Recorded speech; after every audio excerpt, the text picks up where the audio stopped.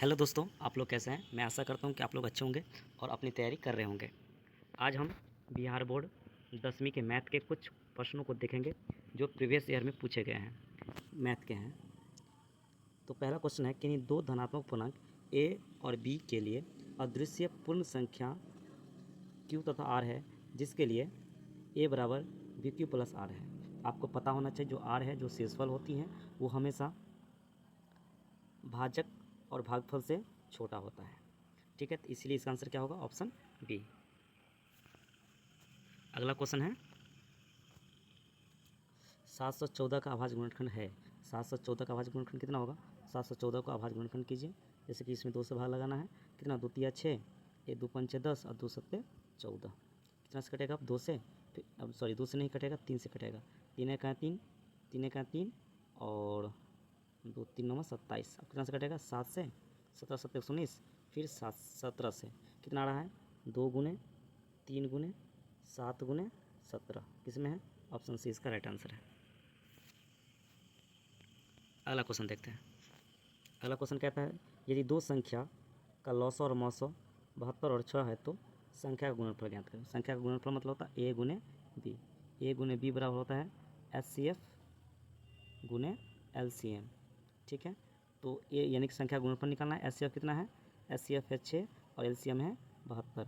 और 6 को 72 से गुना कर देंगे, कितना आ जाएगा, 6 दूनी 12 के 2 हासिल 1, 7 6 के 42 1 43, यानी कि 432। ऑप्शन नंबर ए इसका राइट आंसर है। अगला क्वेश्चन है, यदि दो संख्या का गुणनफल तथा मौसो इतना है तो लॉसो ज्ञात। लॉसो के लिए फॉर्मूला होता है एलसीएम के लिए, एलसीएम के लिए फॉर्मूला होता है ए गुने बी बट्टे HCF। संख्याओं का गुणनफल बट्टे HCF। संख्या का गुणनफल कितना है, 2366। उसमें भाग कितना से कर देना है, 13 से। कितना बार कटेगा, तो कटेगा 182 बार में। इसका ऑप्शन ए इसका राइट आंसर है। अगला क्वेश्चन है, परिमेय संख्या का व्यापक रूप p बट्टे क्यू है, जहाँ q बराबर नॉट टू बी जीरो, यानी q जो है जीरो नहीं होना चाहिए। इसका ऑप्शन सी इसका राइट आंसर है। अगला क्वेश्चन है, निम्नलिखित अप्रमेय संख्या का उदाहरण। अप्रमेय संख्या किसे कहते हैं, वो संख्या जिसमें किसी भी संख्या, वो नहीं अप्रमेय संख्या उस संख्या को कहेंगे इसमें जिसमें जिसका वर्गमूल ना हो। जैसे 225 को अगर देखते हैं तो इसका वर्गमूल 15 हो जाता है, इसका मतलब ये परिमेय संख्या है। अगर 324 को देखते हैं तो इसका वर्गमूल 18 हो जाता है, इसका मतलब ये भी परिमेय संख्या है। 484 अगर देखते हैं इसका वर्गमूल 22 हो जाता है, तो ये भी परिमेय संख्या है। लेकिन 624 जो है वो अप्रमेय संख्या, क्योंकि इसका वर्गमूल नहीं होता है। अगर 625 से रहता तो 625 का वर्गमूल हो जाता है 25, लेकिन 624 का वर्गमूल नहीं होता है, इसीलिए 624 का राइट आंसर है। अगला है, निम्नलिखित में कौन सरलतम रूप में है। निम्नलिखित में से कौन सरलतम रूप। सरलतम रूप मतलब वो संख्या, वो भिन्न जिसको और छोटा नहीं किया जा सकता। जैसे इसको देखते हैं, इसको छोटा किया जा सकता है। जैसे अगर 4 से काट रहे हैं तो 4 दूना 8, 4 तिया 12, ये छोटा हो जा रहा है, यानी कि इसका सरलतम रूप 2/3 होना चाहिए था, इसलिए ये सरलतम रूप भिन्न में नहीं है। अगर इसको देखते ये भी सरलतम भिन्न में नहीं है, तो इसका भी वो इसमें भी भाग लग जाता है। जैसे 2 से 2 तिया 6, 2 8 16, है ना। इसमें अगर देखते हैं तो इसमें भी भाग लग जाता है। जैसे 3 से 3 5 15 और 28, 28 चौक 28 तिया 84, इसलिए इसका भी सरलतम भिन्न नहीं है। लेकिन अगर सी पर अगर ध्यान देते हैं तो सी सरलतम भिन्न में, क्योंकि इसको और ज़्यादा छोटा नहीं किया जा सकता है, क्योंकि इसके अंश और हर में भाग नहीं लगता है किसी अन्य संख्याओं से। अगला क्वेश्चन है, 5005। 5005 का क्या गुणनखंड होगा, तो 5005 लेते हैं, इसको गुणनखंड निकालते हैं। कितना से कटेगा, 5 से कितना बार में कटेगा, 1000 एक बार में। अब कितना से कटेगा, 7 से, देख लीजिए, 7 एक 7, 3 7 चौक 28, 7 चौक 28, 2 7 21। अब कितना से कटेगा, 11 से, क्योंकि 11 का 11, ठीक, 11 तिया 33।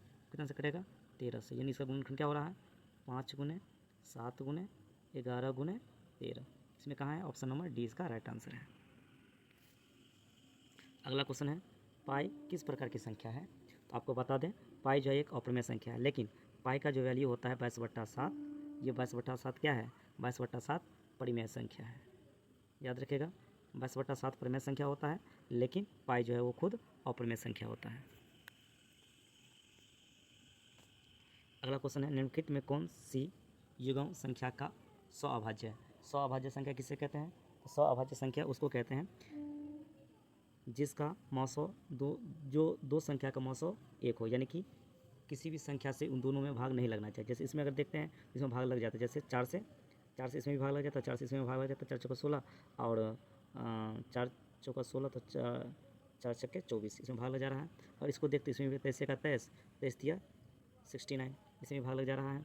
अगर इसमें भी देखते हैं, जैसे देखिए 7 से 7 दूना 14 और 7 पंचे 35, इसमें भाग लग जा रहा है, लेकिन इसमें भाग नहीं लगता, इसलिए डी इसका राइट आंसर है।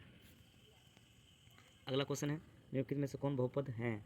बहुपद कौन है तो आपको बता दें कि 2x + 3 जो वो बहुपद है। अगला क्वेश्चन है रैखिक युग्म का व्यापक रूप ax + b है जहाँ ax बराबर 0 नहीं होना चाहिए।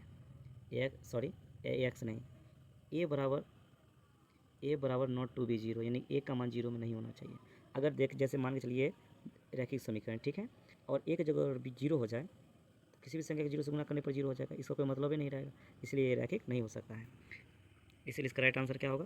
a = not to be 0, option A इसका राइट आंसर है।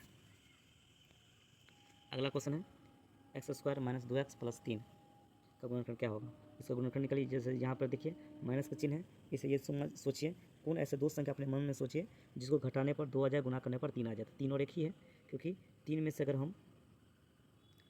से अगर एक घटाते हैं तो 2 आ जाता है, और गुना करते हैं तो भी 3 आ जाता है। इस दोनों में क्या ले कॉमन? x अगर कॉमन लेते हैं x - 3, इसमें +1 यदि कॉमन लेंगे तो क्या होगा? x - 3, यानी क्या हो रहा है? एक x + 1 हो रहा है और एक x - 3 हो रहा है। कहाँ है?